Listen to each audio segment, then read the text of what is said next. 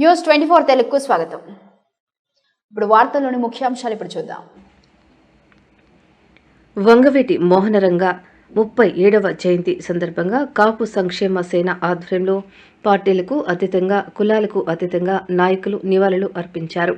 ఈ సందర్భంగా మల్లెల చంటి నాయుడు మరియు కాపు సంక్షేమ సేన మండల అధ్యక్షులు మాదాస్ సత్యనారాయణ మాట్లాడుతూ రంగా వారి ప్రజల గుండెల్లో చిరస్థాయిగా నిలిచిన విప్లవ నాయకుడు అని అన్నారు.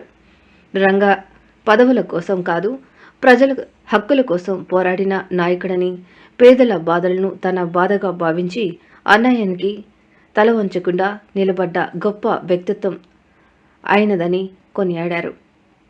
ఆయన చూపిన మార్గంలో నడుచుకుంటూ సమాజంలో న్యాయం, మానవత్వం కోసం ప్రతి ఒక్కరూ కృషి చేద్దామని పిలుపునిచ్చారు.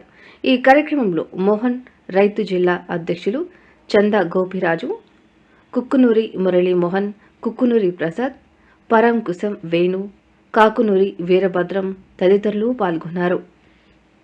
కాపు సంఘం అన్ని పార్టీల ఆధ్వర్యంలో ఈరోజు వర్ధంతి కార్యక్రమాన్ని ఘనంగా నిర్వహించడం జరుగుతుంది. మోహనరంగ గారు ఒక కాపులకు మాత్రమే దైవం కాదు, అందరికీ ఆయన స్ఫూర్తిదాయకం. మరి వంగవీటి మోహనరంగ గారు స్ఫూర్తి యువతకు చాలా ఆదర్శం. ఎందుకంటే ఆయన యువత కోసం చాలా పోరాటాలు చేశారు.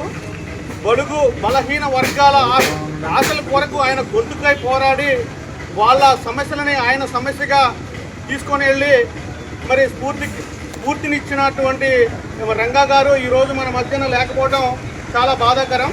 మరి ఆయన ఆశయాలను ఈ విధంగా కొనసాగించుకుంటూ ముందుకు తీసుకెళ్లాలని మరి ఆశిస్తూ జోహార్ వంగవీటి